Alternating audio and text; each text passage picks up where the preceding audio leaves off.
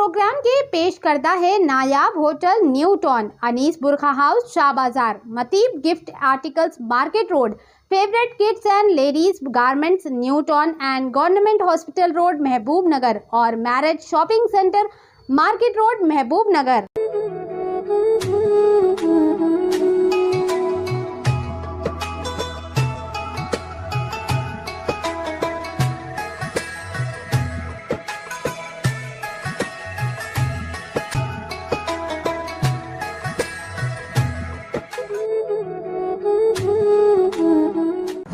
अस्सलामु अलैकुम रहमतुल्लाहि व बरकातुहू।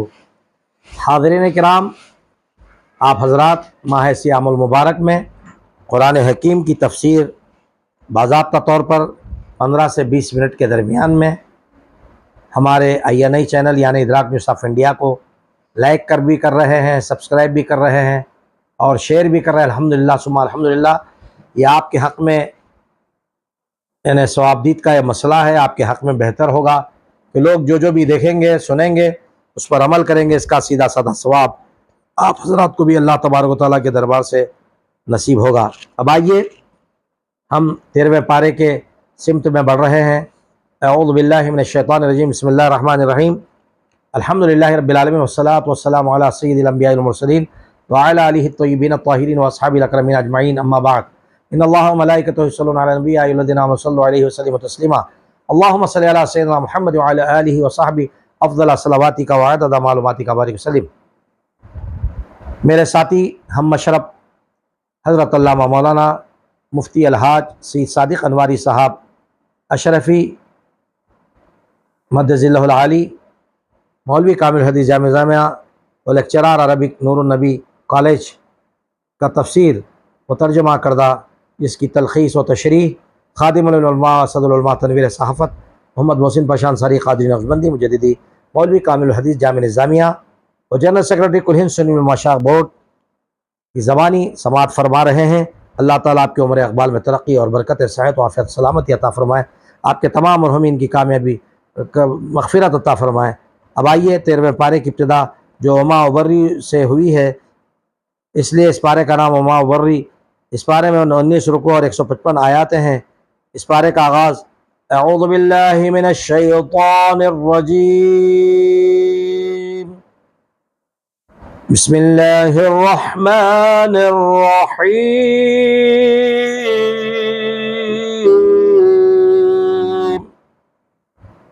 वमा उबर्रियु नफ्सी इन्नन नफ्स लअम्मारतुन बिस्सूइ इल्ला मा रहिम रब्बी इन्न रब्बी गफूरुर रहीम से होता है। और इख्तिताम अलिफ लाम रा तिल्का आयातुल किताबि व क़ुरानिम मुबीन, तिल्का आयातुल किताबी व क़ुरानिम मुबीन आयत से होता है। और इस पारे का आगाज़ सूरह यूसुफ की 53वीं आयत से होता है और इस पारे में सूरह यूसुफ का इख्तिताम और सूरह राद और सूरह इब्राहीम मुकम्मिल और पारे का इख्तिताम सूरह हज्र की एकवीं आयत को होता है। पारे की पहली और आखिरी आयत को ऊपर बयान किया जा चुका है पहले के वीडियो में। इस पारे के 19 रुकू में जो मज़ामीन बयान किए गए, पहला रुकू में है कि हज़रत सैयदना यूसुफ अलैहिस्सलाम अपनी पाक दामानी साबित होने पर तफाखुर का इजहार करने के बजाय अल्लाह का शुक्र अदा करते हुए फरमाते हैं, मैं अपने नफ्स की बरात का दावा नहीं करता, नफ्स तो बुराई का बहुत हुक्म देने वाला है, मगर जिस पर मेरा रब रहम फरमाए। बेशक मेरा परवरदिगार बहुत बख्शने वाला, बहुत मेहरबान है। फिर बादशाह ने हज़रत सैयदना यूसुफ अलैहिस्सलाम से कहा कि आज के बाद आप हमारे नज़दीक मुक़्तदर और अमानतदार हैं। यूसुफ अलैहिस्सलाम ने फरमाया, मुझे उस मुल्क के ख़ज़ानों का इंचार्ज मुक़र्रर कर दे, बेशक मैं हिफाजत करने वाला, इल्म वाला हूँ। यानी अल्लाह ने मुझे इल्म अता किया है कि माल किससे लिया जाए और किसका वो दिया जाए और कौमी ख़ज़ानों की हिफाजत किस तरह की जाए। इसी से उलमा ने उसूल वज़ा किया है कि ओहदे की तमन्ना अगर पसंदीदा बात नहीं है, लेकिन अगर किसी शख्स के सिवा कोई और ओहदे का अहल ना हो तो اہل شخص اپنی خدمات پیش کر سکتا ہے۔ اللہ تعالیٰ نے حضرت سیدنا یوسف علیہ السلام کو ابتلا کے دور سے گزار کر اقتدار عطا فرمایا۔ دوسرے رکوع میں پھر جب سارے ملک میں قید پڑا تو کنعان سے حضرت یوسف علیہ السلام کے بھائی کی بھی غلہ لینے کے لیے آئے۔ یوسف علیہ السلام نے ان کو غلہ عطا فرمایا اور کہا کہ آئندہ اپنے دوسرے بھائی کو بھی لے کر آنا ورنہ تمہیں غلہ نہیں ملے گا، اور انہوں نے بھائیوں کے پیسوں کی تھیلی بھی ان کے سامان میں رکھوا دی۔ پھر برادران نے حضرت سیدنا یوسف علیہ السلام نے بنیامین کو بھی والد کی اجازت سے لے کر آئے تو حضرت یعقوب علیہ السلام نے انہیں ہدایت کی کہ تم سب ایک دروازے سے داخل نہ ہونا بلکہ الگ الگ دروازوں سے داخل ہونا تاکہ تم نظر بد سے محفوظ رہو۔ تیسرے رکوع میں ہے جب برادران حضرت سیدنا یوسف علیہ السلام ان کے پاس پہنچے تو حضرت یوسف علیہ السلام نے اپنے بھائی کو روکنے کی ایک خفیہ تدبیر کی کہ بھائی کے سامان میں شاہی پیالہ رکھ دیا، اور پھر منادی نے اعلان کیا کہ قافلے والوں میں سے کسی نے چوری کر لی ہے۔ حضرت یوسف علیہ السلام کے بھائیوں نے کہا کہ واللہ ہم فساد اور چوری کے لیے نہیں آئے۔ درباریوں نے کہا کہ اگر کسی کے سامان میں پیالہ مل جائے تو اس کی سزا کیا ہوگی؟ انہوں نے کہا کہ اسے روک لیا جائے۔ بالآخر وہ پیالہ یوسف علیہ السلام کے بھائی کے سامان میں مل گیا اور اس تدبیر سے ان کو روک لیا گیا، اور ان کو روکنے کی یہی صورتحال تھی۔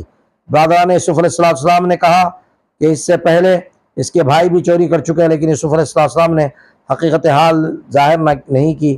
برادران یوسف نے پیشکش کی کہ بنیامین کے بجائے ہم میں سے کسی کو روک لیا جائے، لیکن ظاہر ہے کہ کسی اور کو روکنا مقصود نہیں تھا۔ چوتھے رکوع میں ہے برادران یوسف نے واپسی پر یہ واقعہ والد کے سامنے بیان کیا تو انہیں ایک بار پھر شدید دکھ ہوا، مگر پھر صبر جمیل کو اختیار کیا۔ شدت غم سے روتے رہے۔ روتے روتے حضرت یعقوب علیہ السلام کی آنکھوں کی بینائی بھی چلی گئی اور انہوں نے کہا میں اپنی پریشانی اور غم کی شکایت صرف اللہ سے کرتا ہوں۔ پھر یعقوب علیہ السلام نے برادران یوسف کو یوسف علیہ السلام اور بنیامین کی تلاش میں بھیجا اور کہا کہ یوسف اور اس کے بھائی کو تلاش کرو اور ان کی تلاش میں اللہ کی رحمت سے مایوس نہ ہو۔ اللہ کی رحمت سے صرف کافر ہی مایوس ہوتے ہیں۔ لا تقنطوا من رحمت اللہ۔ ان کے مصر پہنچنے پر بالآخر یوسف علیہ السلام نے حقیقت حال بھائیوں پر ظاہر کر دی۔ وہ شرمسار ہوئے، اپنی غلطیوں کا اعتراف کیا اور کہا کہ اللہ نے آپ کو ہم پر فضیلت دی ہے۔ یوسف علیہ السلام نے ارشاد فرمایا اللہ نے ہم پر احسان کیا، اور جو تقویٰ پر کاربند اور صبر کرے تو اللہ نیکوکاروں کے اجر کو ضائع نہیں فرماتا ہے۔ ان اللہ لا یضیع اجر المحسنین۔ اس موقع پر یوسف علیہ السلام نے انتہائی اخلاقی عظمت کا ثبوت دیتے ہوئے اپنے بھائیوں کو معاف کر دیا، اپنی قمیص انہیں عطا کی اور اس کو فرمایا کہ میرے والد کے چہرے پر ڈال دو، انشاءاللہ ان کی بینائی لوٹ آئے گی، اور اپنے سب گھر والوں کو میرے پاس لے آؤ۔ پانچویں رکوع میں ہے جو ہی برادران یوسف علیہ السلام مصر سے چلے، حضرت یعقوب علیہ السلام نے فرمایا مجھے یوسف کی خوشبو محسوس ہو رہی ہے۔ اس پر موجود بیٹے کہنے لگے کہ یہ بھی آپ پر یوسف کی پرانی محبت کا اثر ہے۔ الغرض پھر قمیص سے یوسف حضرت یعقوب علیہ السلام پر کے چہرے پر ڈالتے ہی ان کی بینائی لوٹ آئی۔ انہوں نے برادران یوسف کے لیے اللہ کی بارگاہ میں استغفار کی۔ پھر جب یہ قافلہ مصر میں داخل ہوا تو حضرت یوسف علیہ السلام نے نہایت اعزاز کے ساتھ ان کا استقبال فرمایا، اور جب یہ قافلہ شاہی دربار میں پہنچا تو خاندان یعقوبی کے تمام لوگ حضرت یوسف علیہ السلام کی تعظیم کے لیے سجدے میں گر گئے۔ یوسف علیہ السلام نے ارشاد فرمایا میرے والد، یہ میرے اس پہلے خواب کی تعبیر ہے، بے شک میرے رب نے اس کو سچ کر دکھایا اور اس نے مجھ پر احسان فرمایا۔ یوسف علیہ السلام نے رب ذوالجلال کا ان کلمات میں شکر ادا کیا، اے میرے رب، تو نے مجھے مصر کی حکومت عطا فرمائی اور مجھے خوابوں کی تعبیر کا علم عطا فرمایا۔ اے آسمان اور زمین کو پیدا کرنے والے، تو ہی دنیا اور آخرت میں میرا کارساز ہے، مجھے دنیا سے مسلمان اٹھانا اور مجھے نیک بندوں کے ساتھ ملا دینا۔ چھٹویں رکوع میں ہے اللہ تعالیٰ نے رسول اللہ صلی اللہ تعالیٰ علیہ وسلم سے فرمایا غیب کی خبریں ہیں جس غیب کی ہم آپ کی طرف وہی فرماتے ہیں۔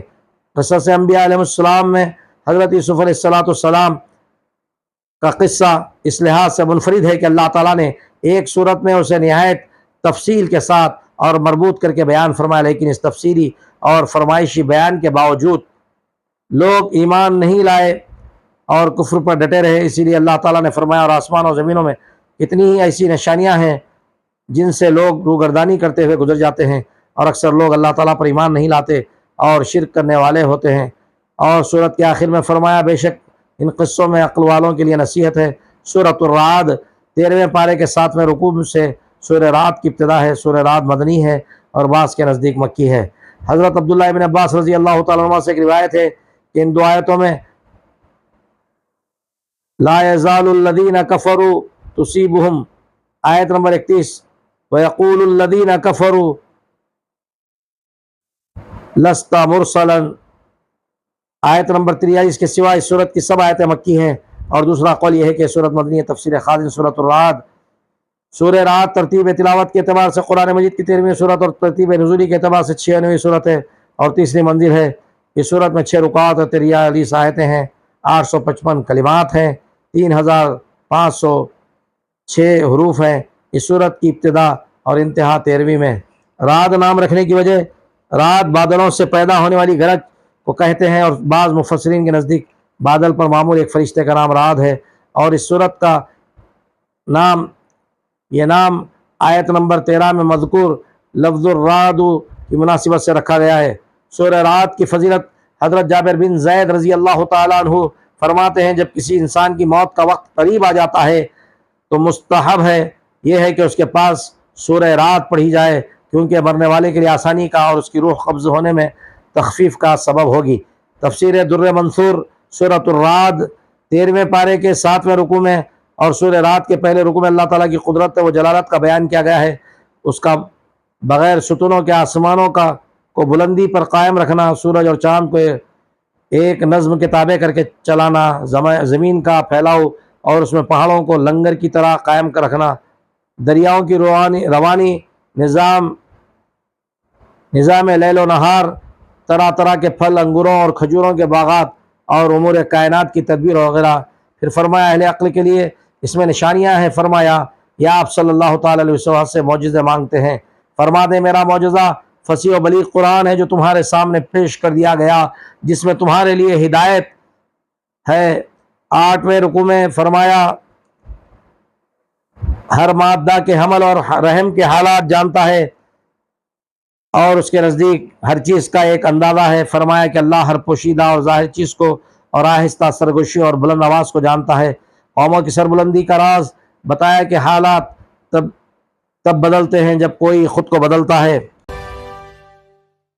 اس ویڈیو کو پیش کردہ ہے قادری ہوٹل رمضان اسپیشل مٹن۔ فرمایا تمہیں کبھی ڈرانے کے لیے اور کبھی امید دلانے کے لیے بجلی کی چمک دکھاتا ہے اور بھاری بادل پیدا کرتا ہے۔ اجسام فلکی یا بادلوں کی رگڑ سے جو آواز پیدا ہوتی ہے اس کو رعد کہتے ہیں، اور ایک حدیث کی رو سے رعد اس فرشتے کا نام ہے جو بادلوں کو چلانے پر مامور ہے۔ چنانچہ فرمایا کہ یہ معین فرشتہ اس کی حمد کے ساتھ تسبیح کرتا ہے اور باقی فرشتے بھی اس کے خوف سے حمد و تسبیح کرتے ہیں۔ کائنات کی ہر چیز اللہ کو سجدہ کرتی ہے۔ زمین و آسمان کا مالک صرف اللہ ہی ہے، اس کے سوا تمہارے حمایتی تو خود اپنے بھلے برے کے بھی مالک نہیں۔ السجدہ دوسرا سجدہ تلاوت۔ قرآن مجید میں 14 سجدہ تلاوت ہیں اور سورہ رعد میں دوسرا سجدہ ہے جس کی تلاوت کے بعد سجدہ کرنا واجب ہے۔ اللہ ہی ہر شے کا خالق و مالک ہے اور وہی اکیلا زبردست ہے۔ فرمایا کہ جس نے اللہ کا حکم مانا نفع میں رہا اور جھٹلانے والا دوزخ کا ایندھن بنا۔ 9ویں آیت 9ویں رکوع میں ہے۔ عقل کے اندھے اور غور و فکر کرنے والے بھی کبھی برابر نہیں ہو سکتے۔ غور و فکر کرنے والے اور جن کے دل کی آنکھیں کھلی ہیں وہ راہ حق کو پا کر اللہ جل مجدہ سے کیے وعدے کو پورا کرتے ہیں، اور جنہوں نے صبر کیا، نماز قائم رکھی اور اللہ سے ڈرتے رہے اور اللہ کی راہ میں ظاہراً اور پوشیدہ خرچ کیا، ان کے لیے آخرت میں نعمتوں بھرے باغات ہیں۔ مگر اللہ سے کیا عہد توڑتے ہیں اور فساد کی آگ بھڑکاتے ہیں، ان کا انجام اچھا نہیں ہے۔ ان پر اللہ کی لعنت ہے اور برا ٹھکانہ ہوگا، اور اللہ ہی جو رزق تنگ یا کشادہ کرتا ہے، اور آخرت کی زندگی ہی ہمیشہ کی زندگی ہے۔ 10ویں رکوع میں ہے کافر معجزوں کا اصرار کرتے ہیں سو ان کی قسمت میں ہدایت نہیں ہو، جسے چاہتا ہے گمراہ کرتا ہے، اور جو رجوع کرے انہیں ہدایت عطا کرتا ہے۔ دل اللہ کی یاد سے ہی سکون حاصل کرتے ہیں، اور نیکوکاروں کا اچھا ٹھکانہ ہے۔ جو لوگ رحمان کے منکر ہیں انہیں کہہ دیں کہ میرا رب وہی اللہ ہے جو لا شریک لہو ہے، وہی ہر کام میں میرا سہارا ہے اور وہ کبھی وعدہ خلافی نہیں فرماتا۔ 11ویں رکوع میں فرمایا کہ آپ صلی اللہ تعالیٰ علیہ وسلم سے پہلے پیغمبروں کا بھی مذاق اڑایا گیا اور دین حق کا انکار کیا گیا۔ اللہ جل مجدہ نے اپنے قانون کے مطابق انہیں مہلت دی اور بالآخر انہیں صفحہ ہستی سے مٹا دیا گیا۔ فرمایا جو لوگ دنیا میں تقوی اختیار کریں گے انہیں سرسبز و شاداب باغات والے گھروں میں بسایا جائے گا جہاں انہیں کوئی ڈر نہ ہوگا۔ آپ صلی اللہ تعالیٰ علیہ وسلم فرما دیں کہ میں تو صرف اللہ ہی کی بندگی کرنے اور شرک سے باز رکھنے کے لیے آیا ہوں۔ 12ویں رکوع میں فرمایا کہ رسول اللہ صلی اللہ تعالیٰ علیہ وسلم ہمیشہ سچی باتیں بتانے کے لیے اور بغیر اذن الہی وہ کوئی نشانی ظاہر نہیں فرماتے۔ سب اختیار صرف اللہ جل مجدہ کے پاس ہے، وہ جسے چاہتا ہے اپنی حکمت کے مطابق چلاتا ہے۔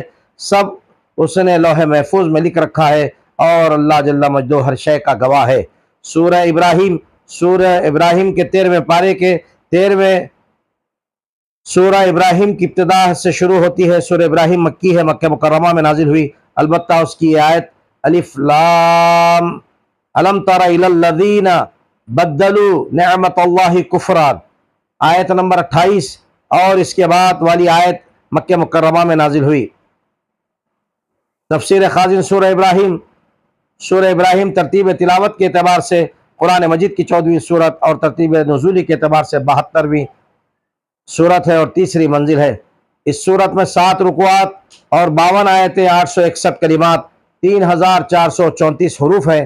اس سورت کی ابتدا اور انتہا 13ویں میں ہے۔ ابراہیم نام رکھنے کی وجہ اس سورت کی آیت نمبر 35 تا 41 میں حضرت سیدنا ابراہیم علیہ السلام کی طاعت الہی کے حسین واقعے اور آپ کی دعاؤں کو بیان کیا گیا ہے۔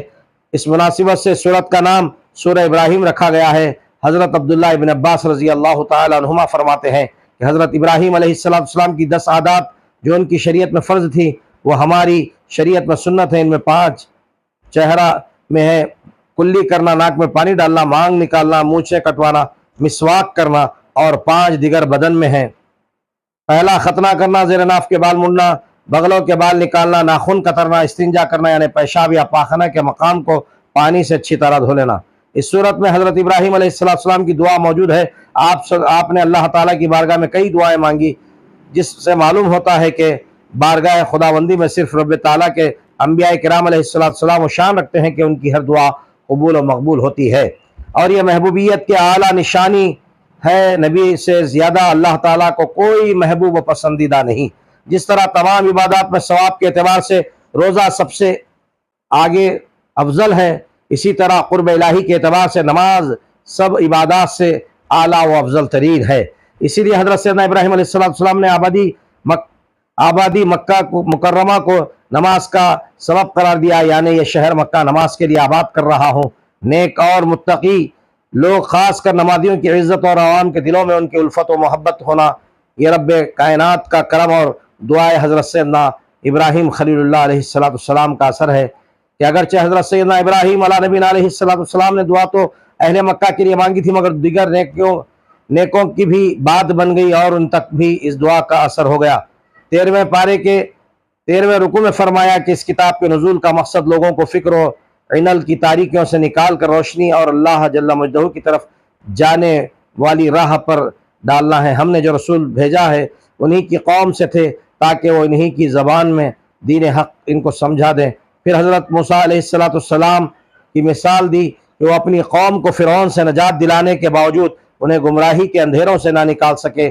14ویں رکوع میں فرمایا کیا تمہارے پاس حضرت نوح علیہ السلام کی قوم اور عاد و سمود کی خبریں نہیں پہنچی جنہیں ہمارے رسولوں علیہ السلام نے حق بات بتائی لیکن انہوں نے نہ مانی۔ وہ کہتے کہ تم تو ہم جیسے انسانوں ہو اور چاہتے ہو کہ ہم اپنے باپ دادا کا مذہب چھوڑ دیں اور فکر و عمل کی ظلمتوں میں ڈوبے رہیں۔ 15ویں رکوع میں فرمایا کہ کافروں نے رسول پاک صلی اللہ تعالیٰ علیہ وسلم سے عرض کیا کہ ہمارے دین کی طرف لوٹاؤ ورنہ ہم تمہیں یہاں سے نکال دیں گے۔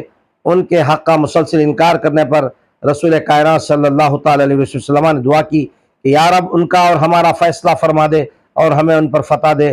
تو اللہ جل مجدہ نے اپنا وعدہ پورا فرمایا اور سب ضدی لوگوں دنیا ہی میں تباہ ہو گئے۔ فرمایا مرنے کے بعد یہ دوزخ میں جائیں گے، بدن سے جل جل کر جو پانی جیسا پیپ بہے گا وہ انہیں پلایا جائے گا۔ فرمایا کہ منکرین کے کوئی بھی اعمال مثلا خوش خلقی، خیرات و صدقات اور نیک کام بغیر ایمان کے انہیں دوزخ سے نہیں بچا سکیں گے، جہاں انہیں سخت اور دردناک عذاب میں مبتلا کیا جائے گا۔ 16ویں رکوع میں ہے قیامت کے دن سب فیصلے ہو جانے کے بعد شیطان کہے گا کہ اللہ کے سب وعدے سچے تھے اور میرے جھوٹے، میں نے تمہیں دعوت دی اور تم نے فوراً قبول کر لی، قصور سب تمہارا تھا، میں تمہاری کوئی مدد نہیں کر سکتا، تم احکام الہی پر عمل کرنے کے بجائے میری اطاعت کر کے شرک کے مرتکب ہوئے۔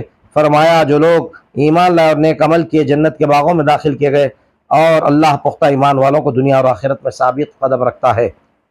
17ویں رکوع میں فرمایا ناشکروں نے اللہ کے احسان کا بدلہ کفر سے دیا اور جہنم کو پسند کیا، اور اس سخت نادان ہے کہ اللہ کو چھوڑ کر اوروں کو اس کے برابر بنا رکھا ہے، یہ کچھ دن دنیا کے مزے اڑا کر ہمیشہ کے لیے دوزخ میں ڈال دیے جائیں گے۔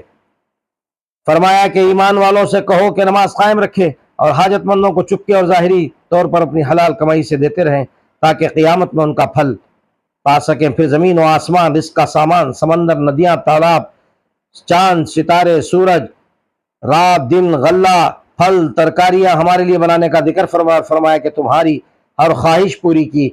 اگر اللہ جل مجدہ کے احسان کی تعداد کا اندازہ کرنا چاہتے تو نہیں کر سکتے۔ 18ویں رکوع میں فرمایا حضرت سیدنا ابراہیم علیہ السلام نے عرض کی کہ اے رب اس شہر کو امن والا کر دے اور مجھے اور میری اولاد کو بت پرستی کی بلا سے بچائے رکھ۔ عرض کی میں دیکھ چکا ہوں کہ بتوں نے کتنے لوگوں کو غلط راستے پر ڈال دیا ہے، لیکن جو میرے راستے پر رہا تو وہ میرا ہے، اور جو گمراہ ہوا اس کا معاملہ تیرے ساتھ ہے۔ عرض کیا کہ اے رب اس ریگستان میں تیرے گھر کے پاس میں اپنی اولاد کو چھوڑ گیا تھا تاکہ وہ نماز قائم کرے، اللہ انہیں میوے اور نعمت عطا فرما تاکہ وہ تیرے شکر گزار بندے بنے۔ اے اللہ آپ سے کوئی چیز مخفی نہیں ہے، شکر ہے اللہ کا جس نے مجھے بڑھاپے میں 2 فرزند حضرت اسماعیل علیہ السلام اور حضرت اسحاق علیہ السلام عطا فرمایا۔ بے شک میرا رب سنتا ہے۔